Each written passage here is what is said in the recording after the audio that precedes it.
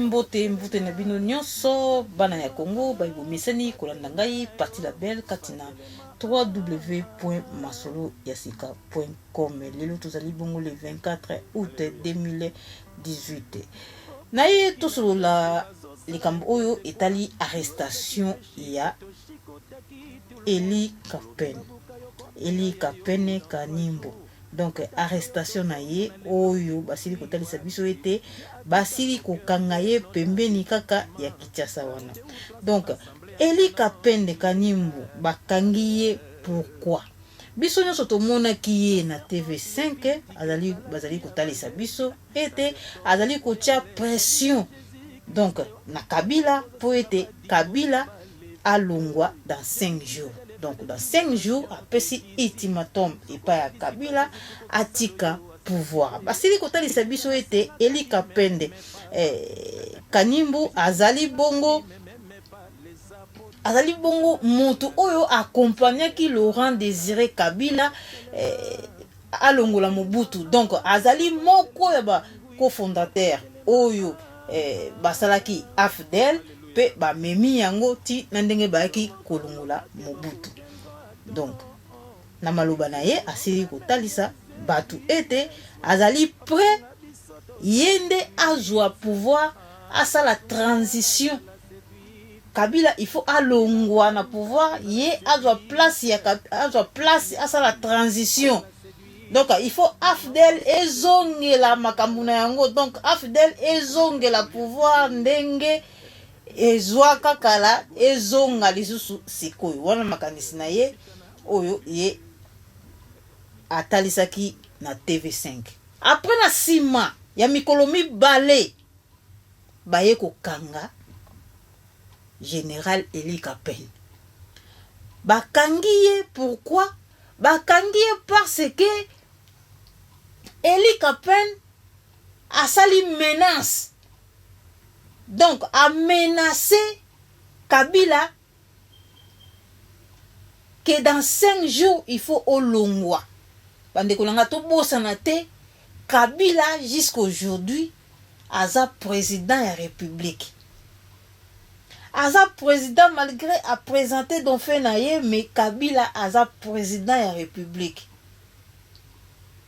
Akolongwa président mokolo élection eko salama président ya sika aye ba pesani maboko oya sika koti ye lokola za ya kala akei. Donc siko tellement que élection nanu et salamité Kabila aza toujours président na kati na Congo. Donc ye maloba oya lobi wana ultimatum oyo Eli Kapene apesi et pas Kabila eza infraction moko politique selon bango, selon gouvernement ya Kabila eza menace moko infraction moko très grave oyo sengelaki bakanga ye. Donc bakangi ye bazalaki na réunion na bango ya groupe parti politique na ye asala parti wana politique bazalaki na réunion mokolo na lobby oyo ezalaki le 23 août. Tant réunion bazo solola baye bakangi Eli Kapene ba memie na demiap. Demiap oyo ezali bisika oyo moto nyonso oyo azali militaire oyo azali soldat oyo akosala ba activité moko contre mboka na ye. Donc yango ba memaka bango bisika oyo babengi demiap. J'espère pe John Tibangu azali kuna. Bandeko na ngai toye to solola pona nini bakangi Eli Kapene. Pourquoi bakangi ye? Biso nyonso tango batalisi biso na TV5 Eli Kapene tomonaki yango ezalaki je ya Kabila. Tomonaki yango ete Kabila alingi acha état d'urgence na kati na Congo. Tomonaki ki plein Kabila ezali elingi esalama kati na Congo.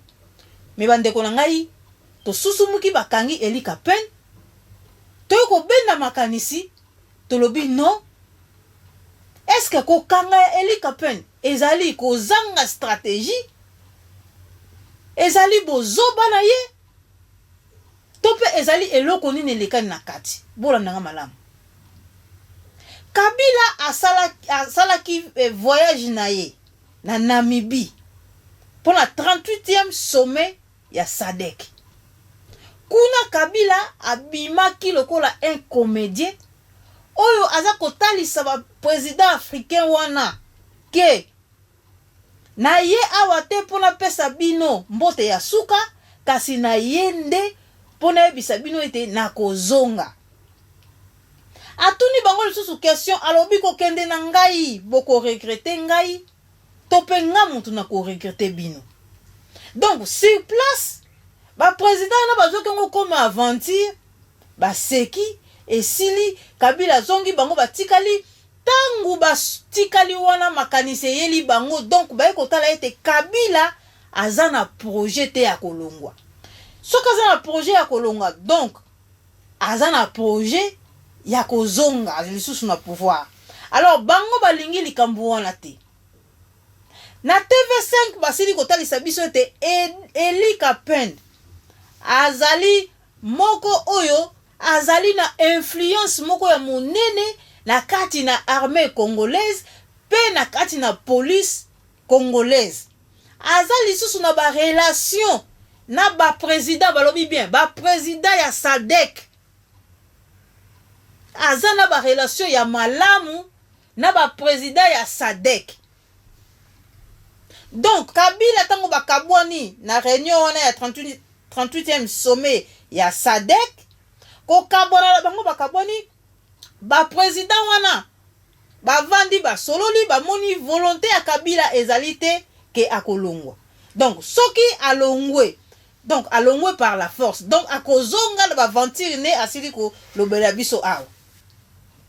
Lokola toza na bonne relation na Eli Kapen oyo ayaki na Laurent Désiré Kabila donc tokozwa contact na ye yende siko tokopesa ye ba militaire. Ils sont prêts ya kopesa ba Congolais minduki kasi baza koluka Congolais nde amema rebellion wana ndenge Laurent Désiré Kabila ba mema kiye na ba Rwandais.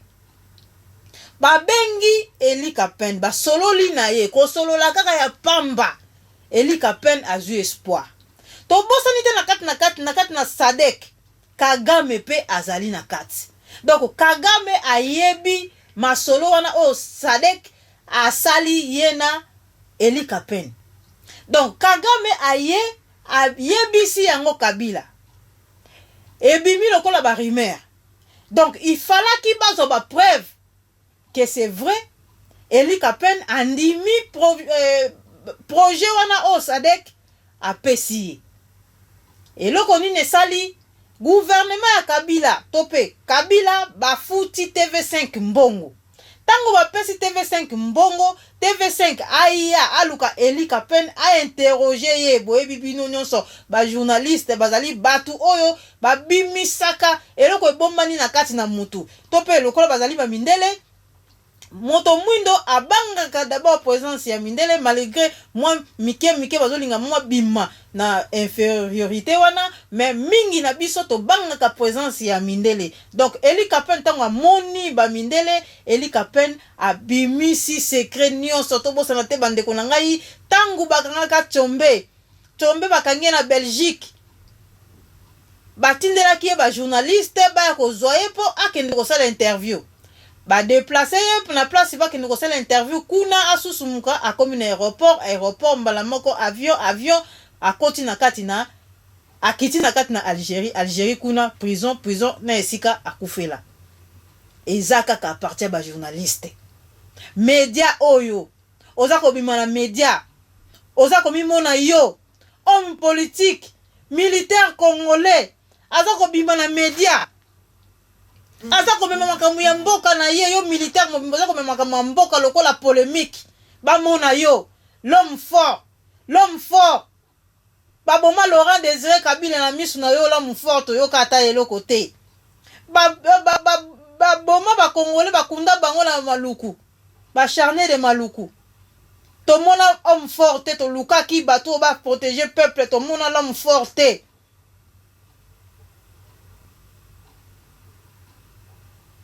Makambo belele ki awa 17 ans à Kabila, tout le monde l'homme fort abimate, l'homme fort abimel biso lelo, l'homme fort ya buzoba, l'homme fort oyo ba pesier projet kaka ya pamba, mais ayeko bimisa yango liboso ya ba journaliste a pandi poke a lobby oh nous sommes quoi koloba yango bomoni tina TV5 alekisi makambo wana donc balukeli ye ba preuve oyo ebimi epa na ye moko po bakanga ye donc ye moko na manque ya kozanga secret na manque ya kikongomani na ye na manque ya kozanga secret na manque ya koyeba ndenge nini okoki koprotéger ba information oyo bapesi yo politiquement aye kobimisa secret mokili mobimba emoni ke asali infraction moko politique ya munene contre gouvernement la bango esengeli azala juge yango tina bakangi elika pen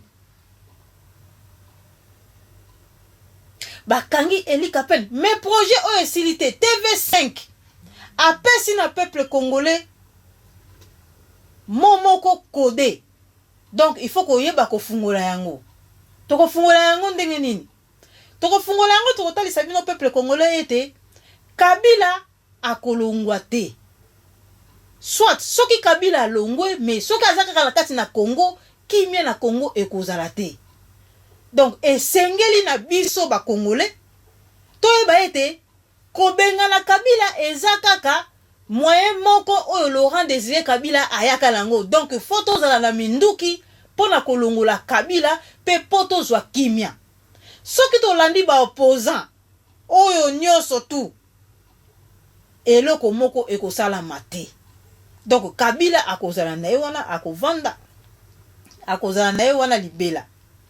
Alors ba yebisi biso ba makamu moko kode oyo photo fungola ngo ete sans minduki sans kobenga na Kabila par la force eloko moko na Congo ekosala mate. Mais projet à Sadek esilite lokola Eli Kapen abimisi bozoba na ye. Donc baza toujours à la recherche d'un Congolais oyo bakopesa ye batu ba militaire na sima po asala nini abengana Kabila. Eloko akokamo bandeko na ngai TV5 esili kotalisa biso Eli Kapen azali na 3000 soldats, 3000 militaires na ye ensemble. Alors ba kangi ye lobby na 15 heures. Mais Eli ata soldat mon côté a beti minduki. Ata soldat mon côté a sali aleli si lisasi na ye. Donc bazotalisa biso ete aza na ye le côté mais ezalaki projet bapesa ki ye tellement que aza un Congolais ayebi ko garder secret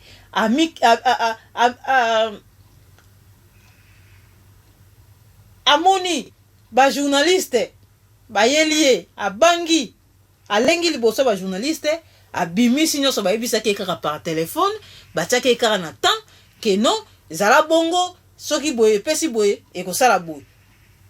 Alors ye azui secret abimisi kop na ye eleki to beta mo lisolo ya Tibangu mo moke. John Tibangu na 2011 akeko luka Imperium. Tangu alobi ete na keko luka Imperium akoti zamba. John Tibangu tomoni ye na ba telefone aza ko telefoni. John Tibangu tomoni azoleka na ba radio ana libanda ya mboka aza ko solola. John Tibangu tomoni ye na baba aza kobina aza kopanza mbongo. John Tibangu un militaire oyo alobaki ete azwa charge ya peuple na ye na maboko. John Tibangu tellement que congolais origine na ye eza comédie. John Tibangu a continué na comédie. Pourquoi si quand on dit maké batu lokola non, pourquoi on dit maké tokozwa un sauveur un jour kaka na kati ya ba congolais. John Tibangu masolo na ye kokoki pe kozala ya solo. Et kokoki pe kozala ya solo. Kasi ye moko asali ete masolo na ye ekoma ya lokuta. Ye moko kaka asali ete ekoma ya lokuta. Ye pa pesaki Kabila 45 heures. Mais la 45 heures wana eumelaki kutu te bakangi ye. Lelo John Tibangu aza wapi? Aza wapi John Tibangu? Eza manque ya stratégie, manque ya koyeba ya kozwa valeur ya likambo oza kosala, manque ya kozanga kozwa likambo oza nango projet oza nango na sérieux. Ozo bosana ete peuple mobimba, tout un peuple. Malheur na ye koyi kozala maboko na yo. Alors toza kokanga tango surtout bandeko na biso ono eza makamba lokuta, eza ba jeune na bango, basali boy, eza lokuta, bazo travailler na Kabila. C'est vrai ya lokuta ezali. Mais il faut toyeba pe ya solo pe ezali. Mais ya solo wana siko tellement que congolais azane comédien ya kobotama. Azo mema yango na ndenge moko ya comédie, azo mema yango na ndenge moko ya polémique, azo mema yango na ndenge moko keno na ndenge moko kaka ke o bino moko ozo tala bomino ça c'est un comédien. Donc sérieuté. Sérieuté. Et ça lokola bandeko o tozo pesa ba information. Congolais alingi mutu oyo azo ko pesa information, azo na ki yanke. Donc, elle a pesa ba information, azo pesa ngona ki voyou. Congolais lingi de biloko wana. Alobi angana ninga kolanda vie wana. Na ninga kolanda mutu wana parce manière alobaka. Donc Congolais vi na yango wana. Ndenge nini tokozo makambo toza kosala na sérieux. Yango wana problème na biso. Yango le problème au Congolais aza nango Congolais aza mutu secrété. Aza mutu te ko yebisa likambo bomba no ekobima kaka. Yango moni place akufa na biso. Congolais lingi kosangana te alingi kibongai ngai kaka, ngai kaka, ngai kaka. Kabila ye wana bosenga ki be élection. Lokola bozaki na posa kokene be élection. Liboso kutu bosenga kino abimisa calendrier électoral abimisi. Yami bale no obimisa dauphin abimisi. Après avoir obimisa dauphin, makambo mususu bokomi koya nango, bokomi koya nango, bokomi koya nango. Il faut poser là. Soki bo la posa bo élection, poser là bo kina be élection. Soki be élection pesi mabe. Yango wala ta mususu ba projet o boza nango o préparer. Pour faut qu'on prépare yango, boko bimaka kambala moko te faut qu'on prépare yango. Et donc on a préparé te simbaka te, il faut la préparer. Alors ba tout surtout ba nobima, ba okanga bango. Ba okotsa bango ba prison. La suka na biso wapi? Suka na biso wapi? To meka une fois ko zo makambo ya mboka wana na sérieux. Peuple belé baza kokufa. Bato belé baza kokufa. Alors to mekata une fois kozo makambo tozo kosala na sérieux. Touti comme on a lisusu CLC et si kotalisa la communauté internationale était surtout lui la communauté internationale batalisi biso balobi ONI OIA na SADC. Basala effort était moto moko te candidat moko te alongwa na liste ya ba candidature oyo ezalaki déposé na CENI. Tadi basala tout mutu moko te alongwa po selo bango baza na bayebi ete Kabila aza na projet ya ko éliminer Félix, ya ko éliminer Jean-Pierre Bemba. Alors eloko CLC et ça lui appelle la communauté internationale, donc ONI, OIA, SADC. Bande ko nga lika muwelinga na mutu toza komi pesa mingi na ONI, na OIA, na SADC. Soki to lobi tozwa OIA, SADC, même ONI, et ça dirigé toujours dans la communauté internationale. Et ça toujours dirigé dans la multinationale. Et ça toujours dirigé dans batu o balingi bolamu na yo congolais te. Pourquoi makambo na yo congolais oza kokende ko pesa yango epa ya batu wana? Baza na plan moko te. Na uti koloba awa Eli Kapen abimi pa ko sa transition. Si ko transition au peuple on est koloba mosengo asala. C'est que bamoni yango pamba. C'est-à-dire biso peuple to ko diriger bango te bango ne faut pas diriger ka biso. Si ko tina na biso na kati na Congo wana eza nini? Tozo mona ba homme politique na biso. Tozo mona même ba sango ba ye. Oh non, la communauté internationale. La communauté internationale bataille la biso processus électoral. Kabila pe kuna aboyi pe lobi ete ba élection na biso ekoleka awa. O eza ko ba élection na biso eza koleka awa na Congo. To boyi ba observateur étranger. C'est-à-dire ba lingite ba paya ba surveiller yango. Asuka na yango bango moko ba paya wana ba koyebisa bino mais eza makambo ya mboka na bino. Na suka bango ba koyebisa bino ke eza makambo ya mboka na bino. Donc bino moko soki bobi ke bo surveiller yango bo surveiller yango bo moni siko place élection yango comme bino bino bo moni déjà fitika élection ke eko simba te. Oni na OIA baza déjà ndenge na uti ko baza déjà batu oyo baza to to bengi ba communauté internationale ba multinationale batu ba lingi ma beya ya Afrique. Même SADC est dirigé na mindele. OIA est dirigé na mindele. ONI est dirigé na bango moko. Alors on rappelle bino ONI. La kati na Congo kaka wana ndenge selo bango ndenge balobaka ke non to cha ordre na kati na Congo.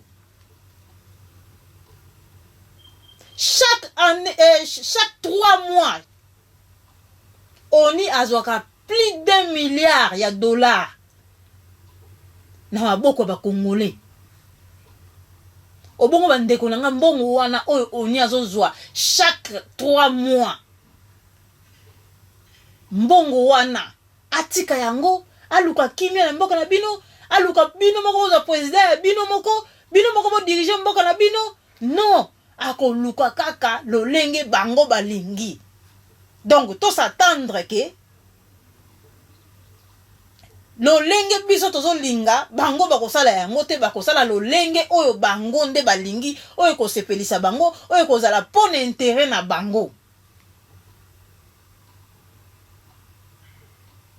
Oyo kozala pon intérêt na bango intérêt na yo congolais te. Bakoza ko boka maladie, ba Ebola.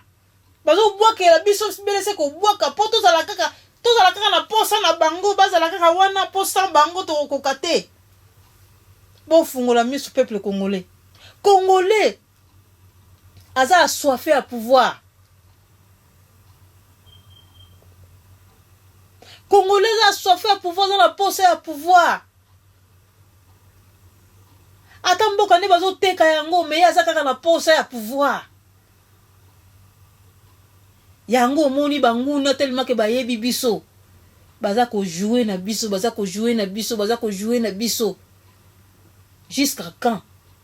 Tokotambola boy. Yango sije bandeko nanga na yaki nango na oyo etali arrestation ya Eli Kapen, donc général Eli Kapen arrestation na ye. Et ça l'a mis pourquoi? Peut qu'on la communauté internationale, ça sert à rien. Parce que bah ça la pose la bisoté, bah ça la pose au bango balingi, loko bango balingi, yango bango bakosala. Vraiment merci mingi na ndenge bosili kolanda ngai, merci na bandeko balingaka ngai ba okolika ngate, merci na ndenge bokolanda ngai vraiment botika la malamu bozala toujours branché na www.masolesika.com to kokuta na mino na émission ekoya mbala ya sima. Alléluia, alléluia.